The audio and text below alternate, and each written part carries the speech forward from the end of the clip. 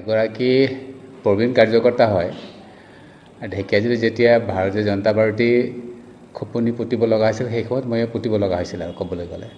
মোৰ আগতে কেইবাগৰাকীও জ্যেষ্ঠ কাৰ্যকৰ্তা আছিল আমাৰ মাজত, কিন্তু তেওঁলোকে সেনেকুৱাকৈ আমাৰ দলটো আগবঢ়াই পৰা নাছিলে। কিন্তু তেওঁলোকৰ সহযোগত মই যথেষ্ট গাঁৱে ভূঞে চাহ বাগিচা অঞ্চলে হওক বা টাউন অঞ্চলতো ভাৰতীয় জনতা পাৰ্টিৰ সেই সময়তে মই বীজ ৰোপণ কৰিছিলোঁ, যাৰ ফলস্বৰূপে আজি আমাৰ অসম চৰকাৰ এতিয়া 2টা টাৰ্ম চলি আছে। মাননীয় মুখ্যমন্ত্ৰী সৰ্বানন্দ সোণোৱালৰ মুখ্যমন্ত্ৰীৰ নেতৃত্বত আৰু বৰ্তমান এতিয়া ডক্টৰ হিমন্ত বিশ্ব শৰ্মা ডাঙৰীয়াৰ নেতৃত্বতো আমাৰ এতিয়া চৰকাৰ চলি আছে। তো ইয়াৰ মূলতে হৈছে যে আমাৰ ঢেকীয়াজুলি আপোনালোকে যেনেকৈ সুধিছে, ইয়াত প্ৰবীণ কাৰ্যকৰ্তা হিচাপে যিখিনি মোৰ লগত কাম কৰিছিল আৰু এতিয়াও যথেষ্ট মানুহ কাম কৰি আছে, কিন্তু সকলোৰে এটা প্ৰত্যাশা আছে, আশা আছে যে মই এবাৰ তেওঁলোকে বিধায়ক হিচাপে পাব বিচাৰে। তো এতিয়া বৰ্তমান বিধায়কজনৰ কিমান তেওঁক লৈ পেলাই সন্তুষ্ট আছে বা সেইটো মই নাজানো, কিন্তু যথেষ্ট আমাৰ কাৰ্যকৰ্তা অসন্তুষ্ট আছে আৰু সেইখিনি কথা মোৰ লগত তেওঁলোকে প্ৰকাশ কৰে। আৰু মই আশা কৰোঁ দলৰ পৰা যে এই তেওঁলোকৰ অসন্তুষ্টি আছে, যাতে তেওঁলোকৰ আশা প্ৰত্যাশা যিটো আছে যাতে মই পূৰণ কৰিব পাৰোঁ, সেইটো মই দলৰ পৰা বিচাৰোঁ। কিন্তু দলে সেইধৰণে মোক আহি থকা নিৰ্বাচনত প্ৰক্ষেপ কৰে নকৰে সেইটো দলৰ কথা থাকিব।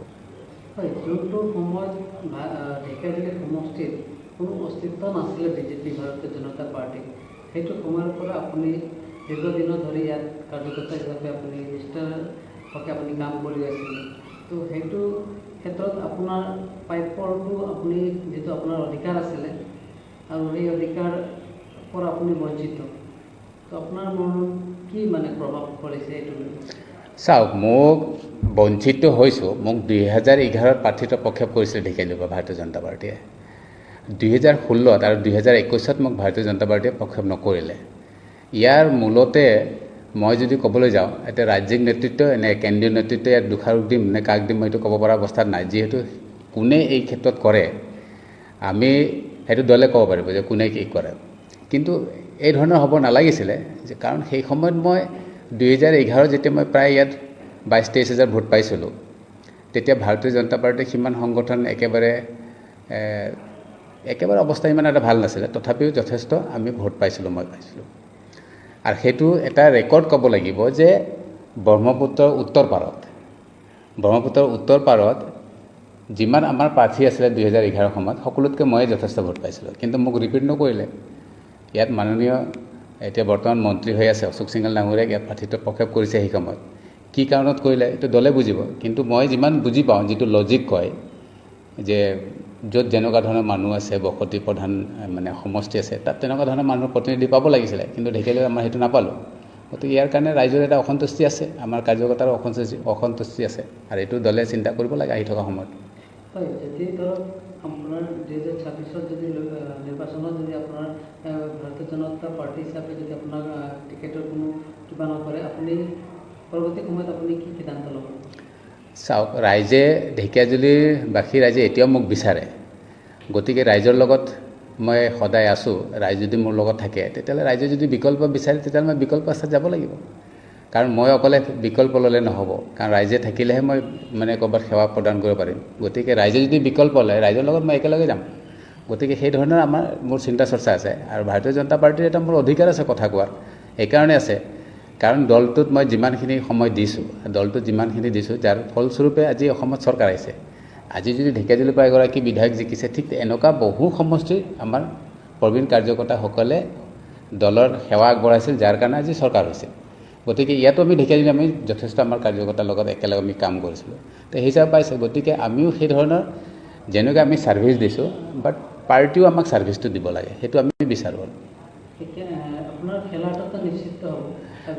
2026ত চাওক, ৰাইজৰ মোৰ এটা মন আছে, সেৱা কৰিবলৈ মন আছে, বিভিন্ন ছ'চিয়েলি কামত আমি ইনভলভমেণ্ট থাকোঁ, তো সেইটোৱে যথেষ্ট নহয়। কাৰণ আজিৰ তাৰিখত চাব, আমাৰ এই অঞ্চলবিলাক একেবাৰে পিছপৰা অঞ্চল হয়। ঢেকীয়াজুলি বুলি ক'লে বিশেষকৈ চাহ জনগোষ্ঠী আদিবাসী সমাজ আৰু লগতে আমাৰ ট্ৰাইবেল সমাজ, বড়োৱে হওক, তো যথেষ্ট পিছপৰা এই দুটা জাতি।